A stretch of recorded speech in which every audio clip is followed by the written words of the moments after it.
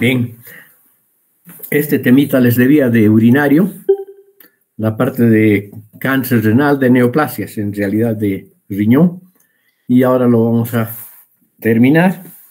Y la próxima clase del miércoles ya empezamos con reproductor masculino, ¿ok? Muy bien, entonces vamos a ver las neoplasias originadas en el parénquima renal, ¿sí? Como en todos los órganos, hay benignas y hay malignas. ¿Se ven las diapositivas y se escucha? Perfecto.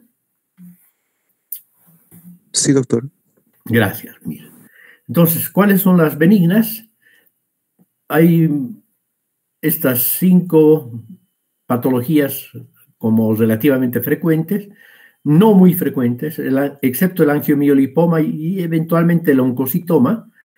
Después tenemos el adenoma papilar renal, que puede ser cromófilo, el adenoma metanéfrico, que es raro, y el adenofibroma nefrogénico, ¿ya? El adenoma papilar renal es frecuente, pero generalmente es intrascendente clínicamente, como vamos a ver.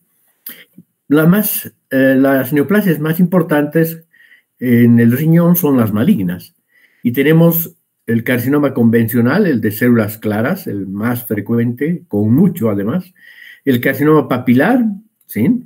El carcinoma cromófobo propiamente dicho, el carcinoma de conductos colectores, el carcinoma medular, el carcinoma de células renales no clasificable y un tumor de potencial maligno no determinado.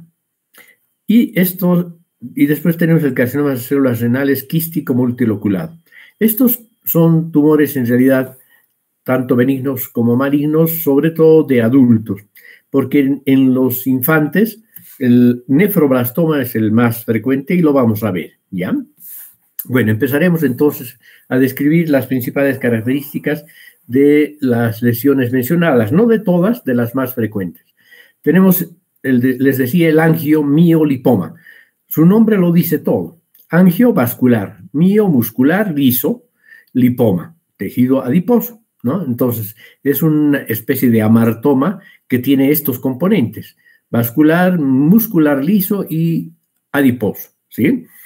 Esta lesión puede simular un cáncer y a menudo está asociado a esclerosis tuberosa. Miren, hasta en el 20 a 25% de los casos. Y como ya dijimos, se consideran más que tumores verdaderos, neoplasias verdaderas, lesiones amartomatosas.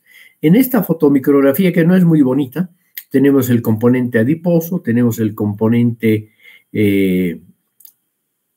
lipomatoso, el componente muscular y el componente vascular, que lo tenemos que demarcar aquí, es muy escaso, pero aquí tenemos algunos vasitos que a veces es más frecuente, más necesario hacer marcación especial, ¿no? Aquí tenemos otra imagen. Miren, puede simular, como les decía, neoplasias malignas que pueden llegar a crecer de este tamaño, pero son lesiones amartomatosas y por lo tanto benignas.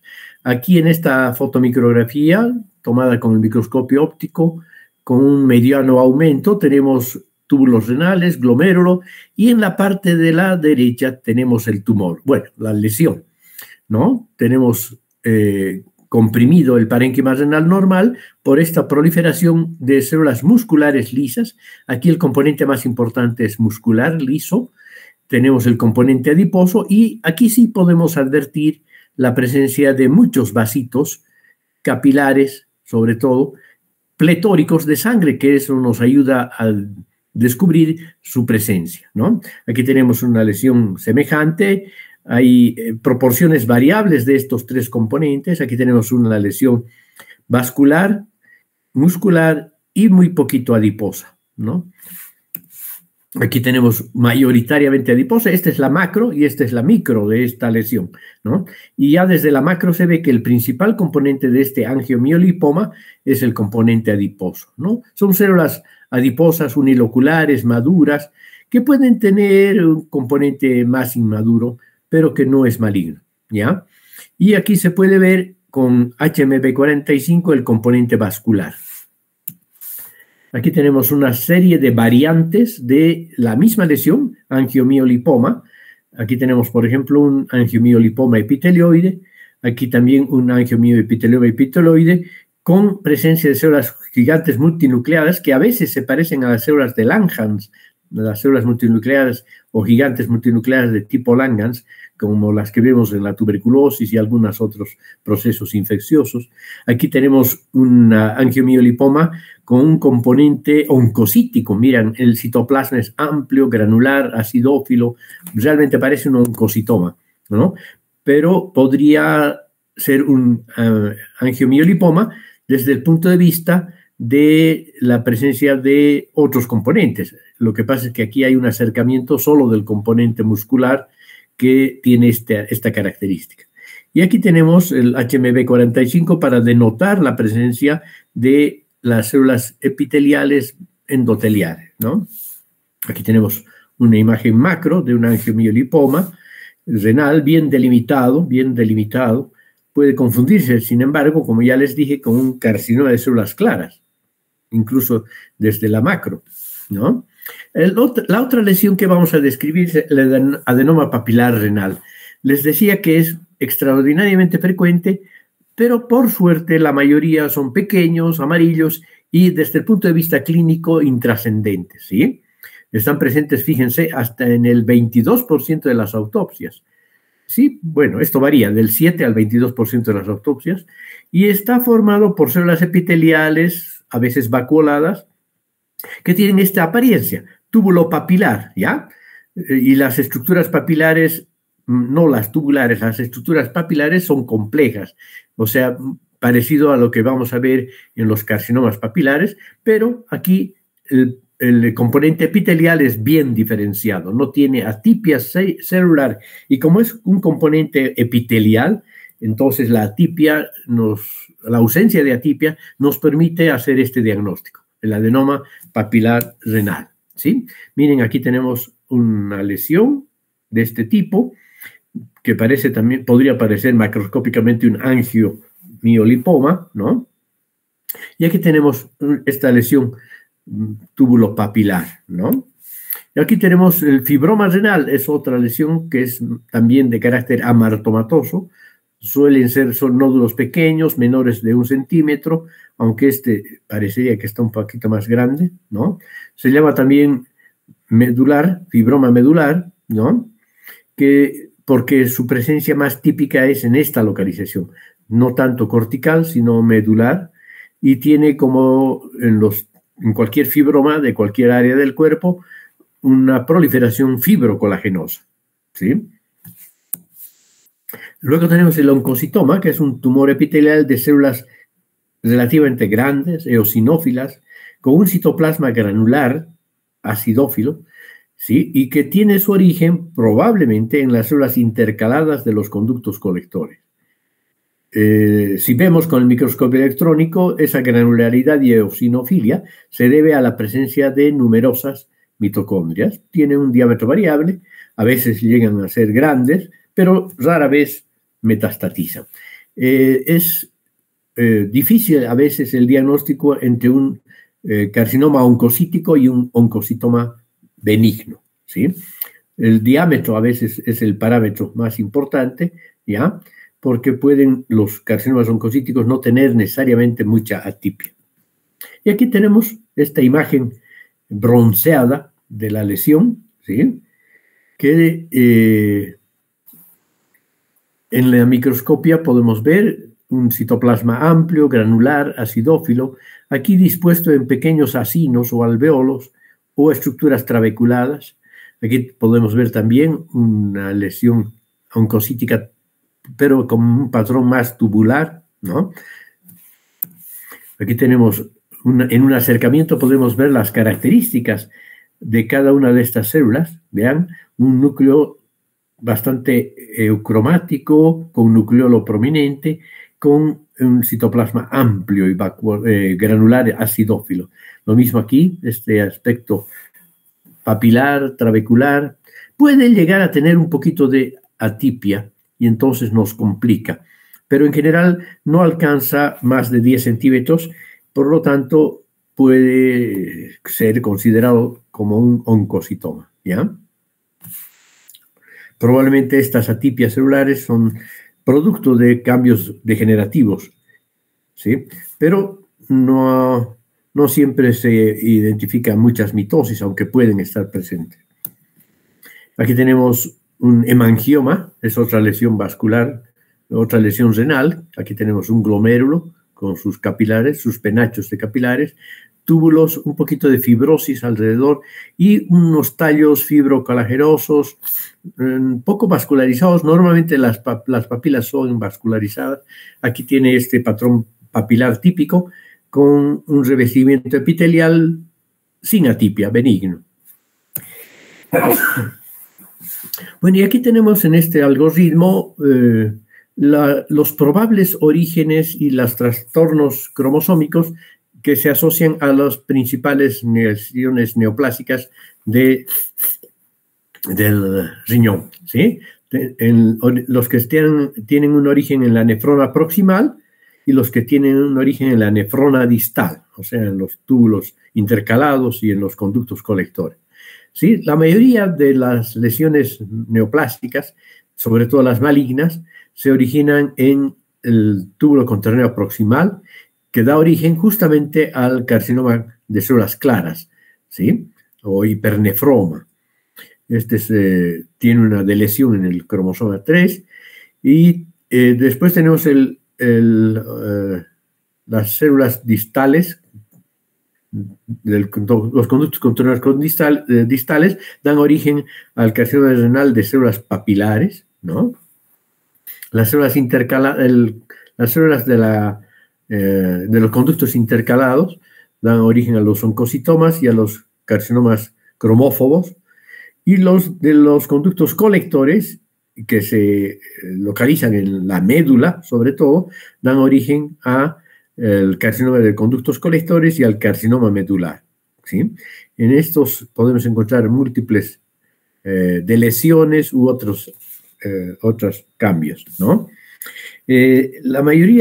Muchos de estos cánceres tienen una incidencia aumentada en el síndrome de von Hippel-Lindau, ¿sí? Sobre todo en los hemangioblastomas familiares, asociados a los hemangioblastomas familiares en el sistema nervioso central y heredada por alteraciones en el cromosoma 3, ¿no?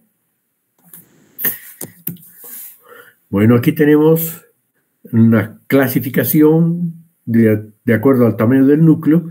En el grado nuclear se basa en las características de los nucleolos y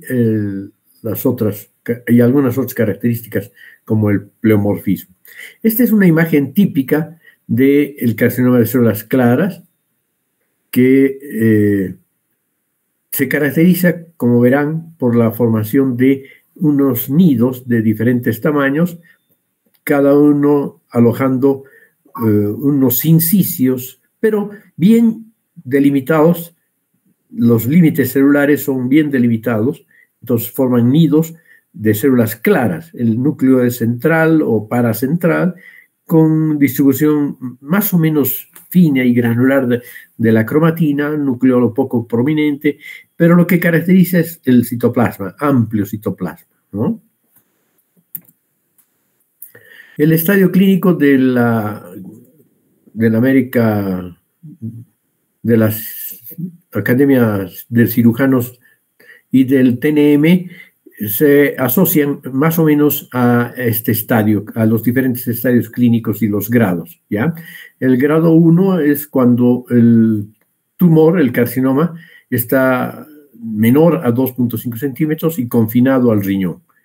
El grado 2 ya mide más de 2.5 centímetros, pero está confinado al órgano, al riñón. El grado 3 se clasifica en A y B. El A cuando hay extensión al tejido perirenal, pero confinado dentro de la cápsula de Gerota, no ha atravesado la cápsula de Gerota, que como vimos en la primera clase de riñón, es una delgadísima membrana que rodea la grasa perirenal por fuera, ¿no? Entonces, todo lo que está por dentro, incluso que es bastante grande, pero sin romper la cápsula de Gerota, es un grado 3A.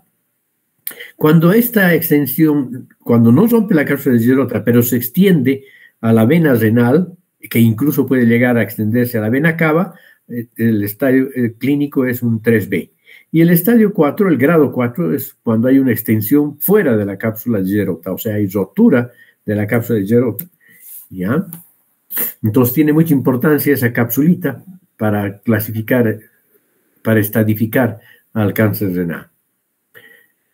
Carcinoma de células claras, el carcinoma de células renales, el típico, constituye entre el 1 y el 3% de todos los cánceres viscerales, no cutáneos, ¿no? De los cánceres viscerales del ser humano. El 85 a 90% de los carcinomas renales de los adultos son carcinomas de células claras, ¿no? O carcinomas de células renales. La edad pico de presentación entre los 50 y 70 años es más frecuente en hombres, y un riesgo relativamente importante es el consumo de tabaco. ¿Sí? La mayoría son esporádicos, pero hasta el 4% pueden tener una tendencia familiar, y incluso puede haber un gen autosómico dominante relacionado con el cáncer renal.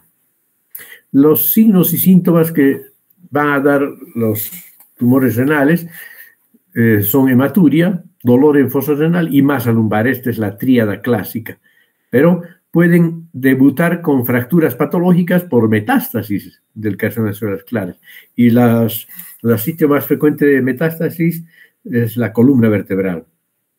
Puede también presentarse con síndromes paraneoplásicos. Perdón, que estoy resfriadito. Entre ellos tenemos la hipercalcemia, la policitemia, ¿no? Por elevada producción de eritropoyetina, y la secreción ectópica e inadecuada de ACTH, el síndrome de Cushing. Aquí tenemos la típica imagen de un carcinoma renal de células claras. Aquí tenemos una metástasis que tiene esa apariencia, y aquí tenemos la microclásica, ¿no? Los nidos de células claras muy grandes con límites celulares precisos. Vean esta celulita para que se den cuenta. El núcleo puede ser central o paracentral, muy frecuentemente pegadito a la membrana celular, pero el citoplasma es claro y abundante.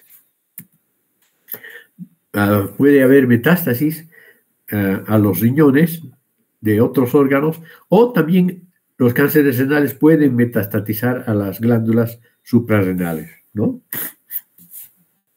Bueno, aquí tenemos un riñón con los quistes que hemos descrito en la anterior clase, quistes simples y múltiples nódulos tumorales, probablemente metástasis de otro órgano en los riñones, ¿no?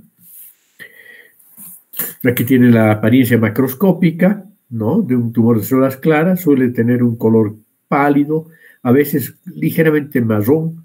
Aquí está, igual, puede imitar, miren, un angiomiolipoma es parecidísimo al carcinoma de células claras. Puede tener un grado bien diferenciado, grado 1, puede tener un patrón medio papilar, pero sigue siendo un carcinoma de células claras por la presencia del amplio citoplasma claro. Puede ya no ser tan bien diferenciado. Vean, aquí en la parte inferior es relativamente bien diferenciado, pero hacia el medio y hacia arriba se convierte en un poco diferenciado, grado 2 y grado 3. Aquí tenemos un carcinoma de células claras convencional, pero con muchas células con abundante citoplasma eosinófilo, como si tuviera cambios oncocíticos, ¿no? La imagen macro, y puede tener esta apariencia también, un carcinoma papilar, pero de células claras, ¿sí? Con estructuras fibrovasculares que sostienen a estas estructuras túbulo-papilares. Aquí tenemos un patrón más papilar. Este ya es un carcinoma papilar, ¿sí? Carcinoma papilar, macroscópicamente todos son muy parecidos. En este caso hay multifocalidad. Aquí tenemos el riñón, se ha roto la cápsula y ha invadido la grasa perirenal, pero miren ustedes, está conservadita la fascia de Gerota. Por lo tanto, no es un estadio 4, ¿no? Debe ser un estadio 3A, porque no parece que hubiera compromiso de la vena renal. Aquí tenemos la típica imagen de un carcinoma papilar, papilas complejas con tallos fibrovasculares revestidas por un epitelio atípico. Más un patrón papilar más complejo, prácticamente trabeculado, ¿sí? Y aquí el típico patrón papilar que nos da el diagnóstico. Pero estos carcinomas papilares pueden tener áreas de células alargadas, fusadas, por lo tanto pueden tener un patrón sarcomatoide, ¿no? Aquí tenemos papilas, pero con un citoplasma abundante y eosinófilo. Los nucleolos prominentes, los núcleos vesiculosos con nucleolos prominentes, un citoplasma amplio, oncocitoide, ¿sí? Aquí tenemos un carcinoma papilar, una neoplasia papilar microscópica, en realidad, ¿no? Esta es una lesión benigna, porque es pequeña y porque no tiene atipia. Este es un hallazgo muy importante, muy frecuente, ¿no? Aquí tenemos imágenes macro. Aquí tenemos el carcinoma de células cromófobas. Aquí ya todas las células tienen esta apariencia, un citoplasma granular, acidófilo. Aquí también tenemos, pero con cierta tendencia a formar papilas y túbulos. Lo mismo aquí, vean, pueden haber áreas de células claras, pero también hay las áreas oncocíticas, ¿no? Este es un carcinoma cromófobo. Y si vemos al microscopio electrónico, claro que nos ayudaría, porque vamos a ver abundantes mitocondrias. Lo mismo aquí, imágenes de células oncocíticas, ¿no? Aquí está invadiendo los túbulos, probablemente por eso se considera que es maligno, ¿no? Aquí hay un tumor híbrido, están de moda los híbridos últimamente, tumores de colisión incluso, ¿no? Carcinomas y sarcomas. Aquí hay el área cromófoba. Aquí tenemos también un carcinoma de los conductos colectores. Tiene un estroma hialinizado, pero después las células se parecen mucho en todos los tumores, ¿no? Este es un carcinoma de los conductos colectores. Aquí tenemos un carcinoma medular, tiene unas áreas de células más pequeñitas, áreas oncocíticas, áreas papilares, áreas tubulares, remedando un tumor de senos endodérmicos del testículo o de los ovarios, pero mucho más frecuente en los testículos. Aquí tenemos una variedad de nefroma mesoblástico que tiene una apariencia bifásica, áreas epiteliales y áreas mesenquimatosas, ¿no? Tumor mixto. Aquí tenemos un nefroma quístico, y tiene áreas más mesenquimatosas y diferenciadas que hacen pensar que es maligno esto.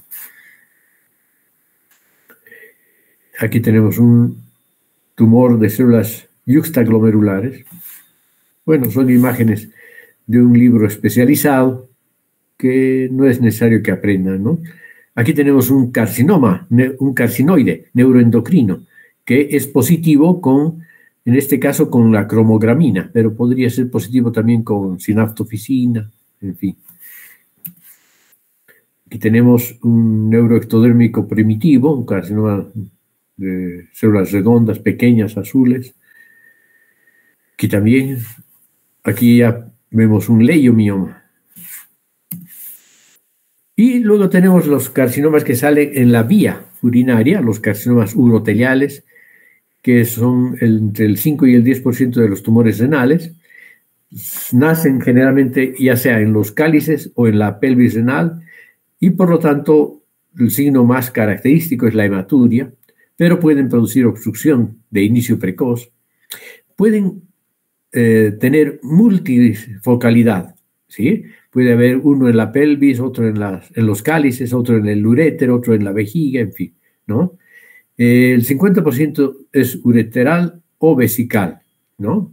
Y pueden presentarse metacrónicamente o sincrónicamente, aparecer al mismo tiempo, o primero es el ureteral, por ejemplo, y después se desprenden unas células y se siembra en la vejiga, ¿no? Aquí hay una metástasis transepitelial, diríamos.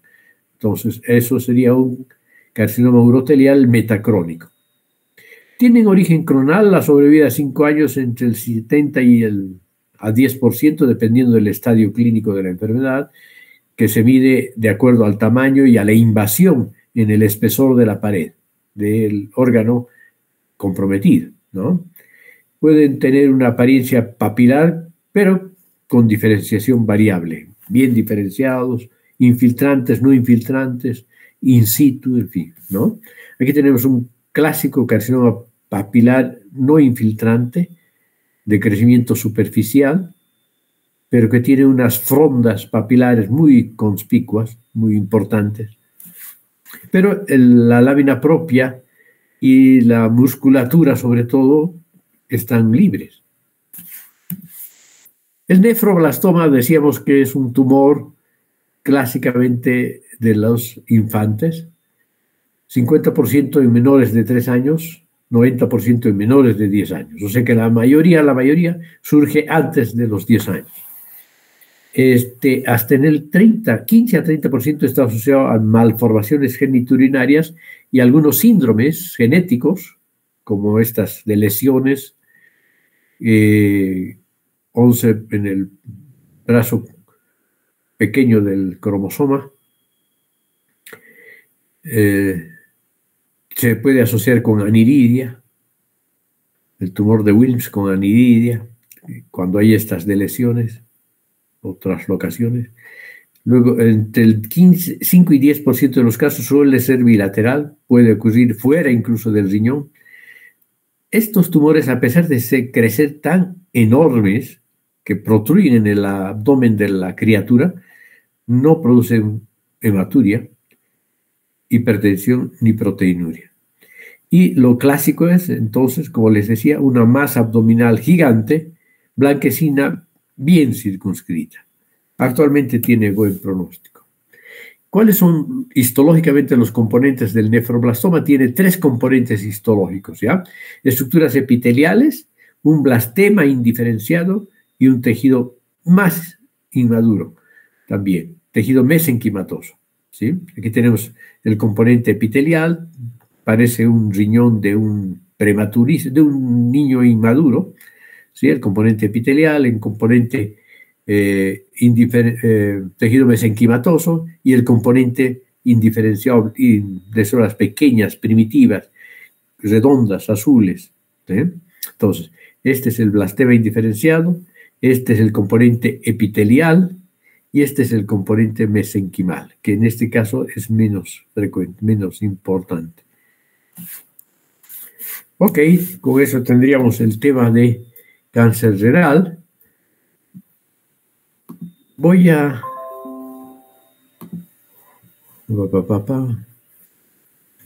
¿Y ahora qué hago?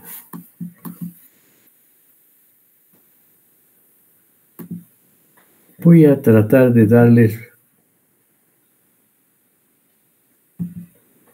trasplante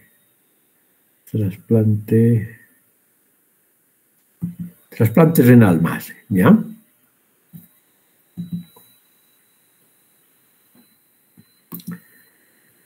Cada vez más frecuente. Uso como tratamiento de la insuficiencia renal terminal, de la enfermedad renal terminal. ¿Me escuchan todavía? Sí, doctor. Sí, doctor. Bien. Este es un tema importante que tiene relevancia actualmente porque es un recurso médico ya muy utilizado, ¿no? Ustedes lo saben. Entonces, ¿cuáles son los factores importantes cuando uno piensa en un trasplante? Conocimiento de los criterios histológicos y la graduación del rechazo, los criterios de Banff, ¿no? En Alemania se propuso esto. La cronología de la disfunción del injerto, inicial, durante los 3 primeros meses, tardía, después del 6º mes. Las principales características clínicas, si cursa con una insuficiencia aguda renal, aguda brusca, o una lentamente progresiva, si hay una proteinuria, si hay un síndrome nefrótico, o sea, con una proteinuria de rango nefrótico. ¿Cuál es la situación del donante? ¿Sí? Si tiene un mantenimiento o una edad avanzada, podría estar contraindicado. La situación del injerto, tiempo de isquemia, tiempo de anastomosis quirúrgico, tiene que haber una habilidad quirúrgica importante. Y luego el protocolo de inmunodepresión, que empieza antes de la cirugía, ¿no? Hasta alcanzar niveles plasmáticos de ciclosporina A importantes, que es la depletar las inmunidades, la respuesta inmune. La inmunodepresión acumulada hay que medirla, esto les va a hablar más el oncólogo, el trasplantólogo en realidad. La enfermedad causante de insuficiencia renal crónica del receptor, en fin, ¿no? Entonces, aspectos principales. La principal patología del trasplante renal debe estar centralizada por los cuadros de rechazo y sus diferentes tipos de rechazo, ¿no? El rechazo es la principal patología.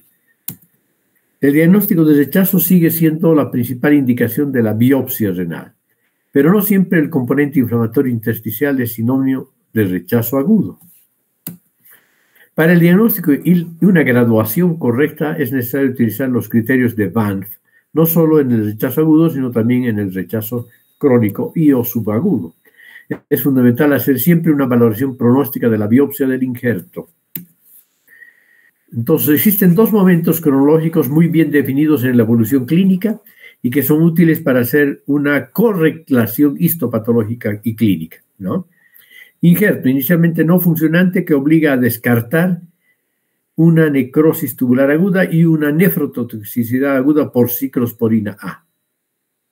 Deterioro tardío de la función renal, donde el injerto, junto con el rechazo crónico, debe considerarse diferentes enfermedades glomerulares que conllevan un peor pronóstico. Complicaciones: trombosis vascular quirúrgica que provoca isquemia inmediata del injerto, rechazo del trasplante, que ya hemos visto que puede ser hiperagudo, agudo, subagudo, crónico, y la recidiva de la nefropatía. Hay una variedad de glomerulopatía, como es la membrana proliferativa, que reaparece esta misma lesión, esta misma patología en el riñón trasplantado. Bueno, entonces 4 tipos de rechazo en el trasplante renal: hiperagudo, agudo, agudo acelerado y rechazo crónico, ¿no? El rechazo hiperagudo, poco tiempo después de que el órgano empiece a ser perfundido por la sangre del paciente. Toma la forma de una trombosis intravascular diseminada en los pequeños vasos con necrosis focal e infiltrado inflamatorio dominado por los neutrófilos. ¿Se debe a qué? A que hay anticuerpos preformados del hospedero que reaccionan con antígenos del injerto, ¿sí? Estos son obviamente del grupo sanguíneo, el RH. Ahora ya obviamente se prevé el grupo sanguíneo y obviamente se hace un estudio del componente del complejo mayor de histocompatibilidad o antígeno leucocitario humano, ¿no? Actualmente el problema prácticamente ha desaparecido por la comprobación rutinaria de posible presencia en el receptor de anticuerpos frente a los linfocitos del donante. Aquí se ve el rechazo hiperagudo, vean, a la izquierda el riñón normal y a la derecha, con gran aumento, con microscopio electrónico, un rechazo hiperagudo, ¿sí? Entonces, ¿qué se ve? Desprendimiento y destrucción del endotelio y luces capilares ocupadas por trombos. Esto ha ocurrido 1 hora después de restablecer la circulación renal. Entonces, es un rechazo hiperagudo. ¿Ok?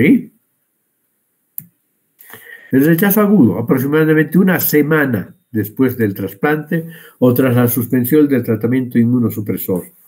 También hay una rápida progresión, está mediado por mecanismos tanto humorales como celulares. El componente celular mediado por células T que reaccionan frente a los antígenos complejo mayor de discompatibilidad del donante, especialmente los de clase 2, ¿no? El injerto es infiltrado por linfocitos, mayoría de ellos T, que destruyen diversos componentes del injerto, incluidos los túbulos. El componente humoral, mediado por anticuerpos con activación del complemento, se caracteriza por una vasculitis con necrosis endotelial, necrosis fibrinoide, infiltración neutrófila de las paredes vasculares y lesión de la íntima y la lámina elástica de las grandes arterias del injerto.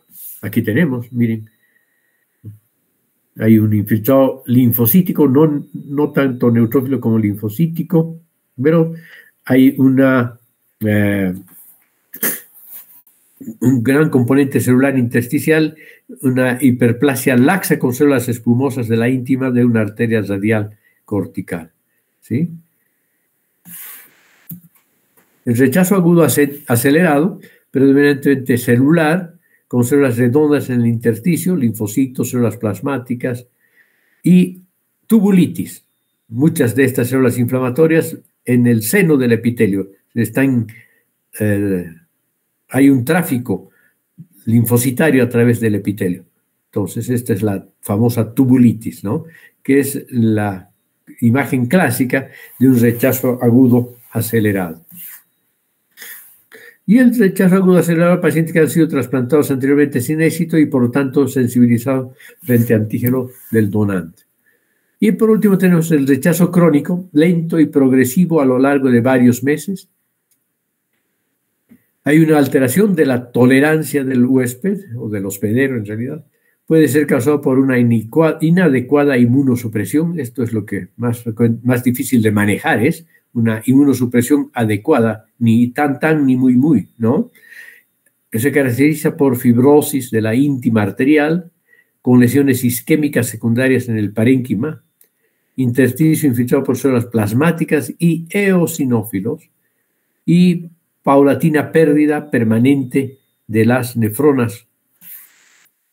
Aquí tenemos un rechazo crónico con una hiperplasia fibrosa de la arteria arciforme y de otras de menor calibre. Hay fibrosis en todas las arteritas pequeñas y medianas.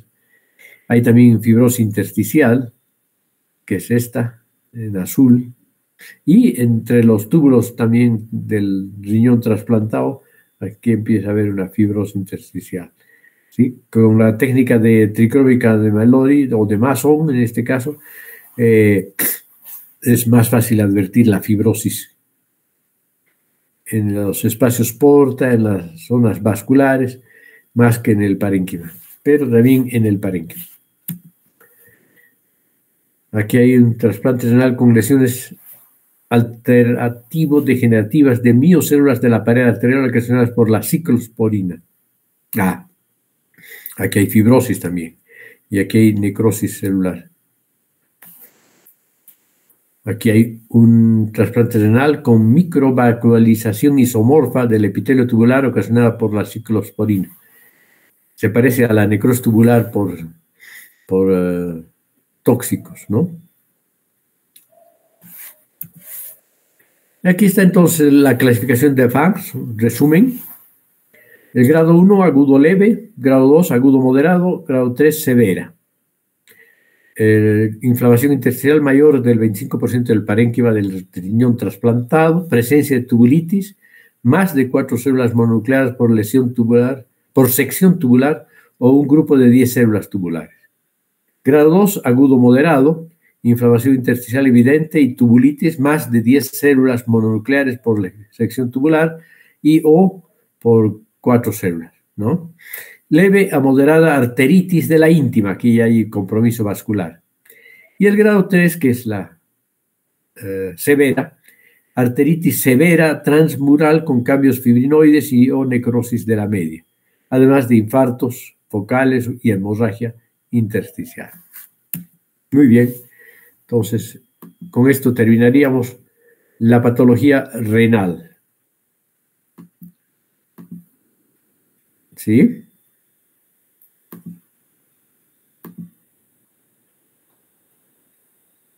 Okidoki. Nos vemos el miércoles con